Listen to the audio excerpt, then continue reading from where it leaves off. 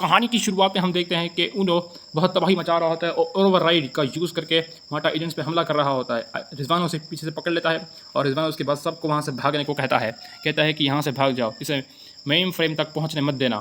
इसके बाद उनो रिजवान को बहुत दूर गिरा लेता है और उसके बाद रिजवान उसको संभाल रहा होता है। इतने में उनो उसके पास आता है और उससे हाथ दिखा के खड़ा होने को कह रहा होता है। कहता है कि रिजवान खड़े हो जाओ, ये आराम करने का वक्त बिल्कुल भी नहीं है, सब आराया को हमारी मदद की ज़रूरत है। रिजवान कहता है कि किस तरह से ऐसा बारह को हमें मदद की ज़रूरत है, आप ये कैसी बात कर रहे हो। इसके बाद उन्होंने कहता है कि वक्त आ गया कि तुम अब मेरी जगह ले लो। इसके बाद हम देखते हैं कि वो रिजवान के शक्ल में आ गया होता है, जिसे देखकर रिजवान बुरी तरह डर जाता है। इसके बाद हम देखते हैं कि सीन चेंज हो गया होता है और रिजवान अपने सपने से उठ जाता है। वो बुरी तरह डर गया होता है। इसके बाद क्वार्टरो से बताता है कि अभी तुम बिल्कुल ठीक नहीं हुए हो, तुम्हारी बॉडी से अभी तक कम्प्लीटली अजूरियम पॉइजन नहीं निकाला जा सका है, तुम्हें अभी और आराम की ज़रूरत है। इतने में एंडोस उन पर हमला कर देती है और उसके बाद रिजवान उससे लड़ते लड़ते आखिर उसे काबू कर लेता है और कहता है कि तुम्हारी हिम्मत कैसे हुई दोबारा मुझे अपनी शक्ल दिखाने की, अब मैं तुम्हारी एक बात नहीं सुनने वाला। इसके बाद डॉस कहती है कि मुझे बस तुम्हारी मदद की ज़रूरत है। इसके बाद वो डॉस उसे दिखाती है कि मुझे भी तुम्हारी तरह अजूरियम पॉइजन हो चुका है। इसके बाद सीन चेंज हो जाता है और हम देखते हैं कि एजेंट बकर अली को नींद से जगाने के लिए उनके घर पर आ जाता है। वो उनके घर में चोरों की तरह घुस रहा होता है और फिर घुसने के बाद वो अली को जगाने की कोशिश करता है, लेकिन देखता है कि अली तो यहाँ है ही नहीं, वो दरअसल बाहर गया होता है।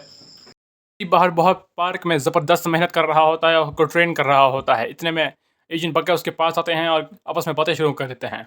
वो कहते हैं कि काश मुझ पर पहले बता दो तो शायद कितना अच्छा होता, लेकिन मुझे डर लगता था कि तुम कोई गड़बड़ी ना कर दो। लेकिन फिर अली कहता है क्या आपको वाकई में ऐसा लगता है, अगर मुझे पहले ही पता चल गया होता तो मैं तो ट्रेनिंग करके खुद को बहुत अच्छा बना चुका होता। इतने में फिर अली कहता है कि काश अगर मॉम भी होती ना तो बहुत अच्छा होता। फिर उसके बाद हम देखते हैं कि अली नाश्ता तैयार कर रहा होता है। इतने में डॉक्टर गज़ाली वहाँ पे आ जाते हैं और चुमोंट भी वहाँ भागती हुई आ रही होती है। डॉक्टर गज़ाली कहते हैं क्या वो चुमोंट तूने कोई बिल चूहा देख लिया क्या, इतनी तेज़ी से भाग रही हो।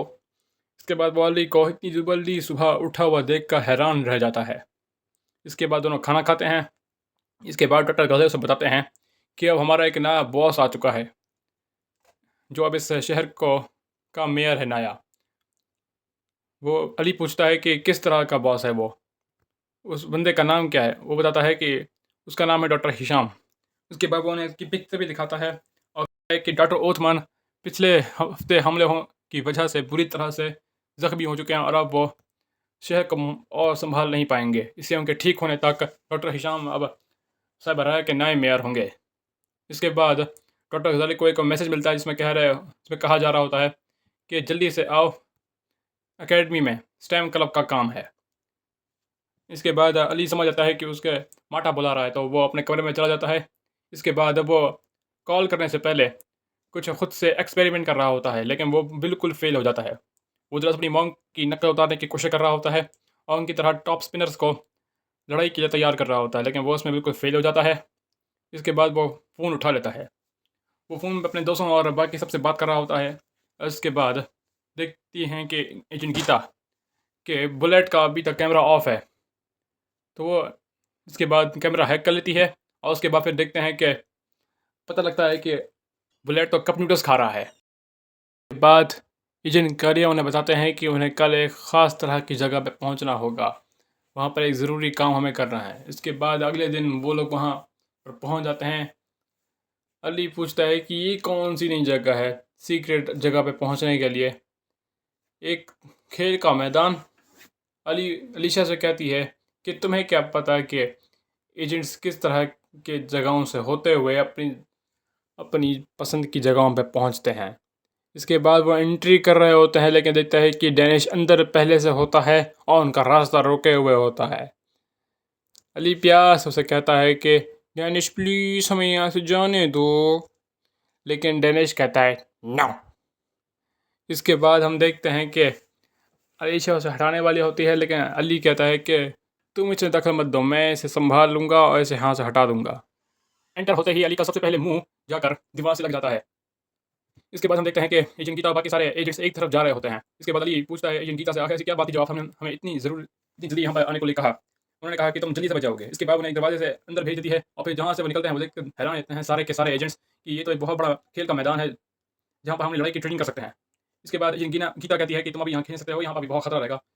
लेकिन एजेंट जेट कहता है कि प्लीज़ हमें यहाँ खेलने दीजिए, हम कोई गड़बड़ नहीं करेंगे। तो इतने प्यार से कहने की वजह से एजेंट गीता से कहती है, ठीक है तुम लोग यहाँ खेल सकते हो, लेकिन हाँ, एक दूसरे का ख्याल रखना, एक दूसरे को चोट नहीं पहुँचनी चाहिए। इसके बाद हम देखते हैं कि जेट बहुत खुश हो गया होता है और कहता है कि चलो अब अपनी खुद की टीम बनाते हैं। इसके बाद वो काई को चुन रहा होता है और कहता है कि अली को मैं चुनने नहीं वाला, क्योंकि अली तो अब यूज़लेस हो गया है इसके बगैर। इसके बाद अली को बहुत बुरा लगता है और फिर उसके बाद हम देखते हैं कि एलिशा उसे कहती है कि तुम हमारे साथ शामिल हो जाओ। उन्हें सारे एजेंट्स ने चारों तरफ से घेर लिया होता है। जेट कहता है कि ये कोई तरीका है, हमें हर तरफ से घेर लिया कि तुम सारे एक साथ मिलकर हम पे कैसे हमला कर सकते हो, तुम्हें भी टीम बनानी चाहिए। लेकिन फिरोजा कहती है कि तुमसे टीम बनाने को कहा किसने था। इसके बाद वो सारे दूसरे पर हमला कर देते हैं।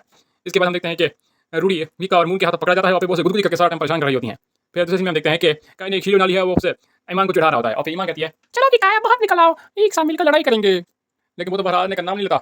इसके बाद हम देखते हैं क्रिस इस जगह पर कब्जा करने वाला होता है, लेकिन अली और रोजा सॉरी ईमान उसे रोकने की कोशिश करता है, लेकिन वो चकमा लेकर निकल आता है और फिर देखता है कि एक लड़की पहले से उस जगह पर कब्जा करके खड़ी हो चुकी है। क्रिस ने देखा ये शायद कोई नई लड़की है। वो लड़की का नाम होता है जिसका वो उसे कहती है कि तुम्हारी आने की हिम्मत कैसे हुई, इस जगह पर मेरा कब्जा है। इसके बाद क्रिस भी उसकी नकल करने लग जाता है और उसके बाद वो उस पर हमला कर देती है। पार्ट 2 के लिए कमेंट करें।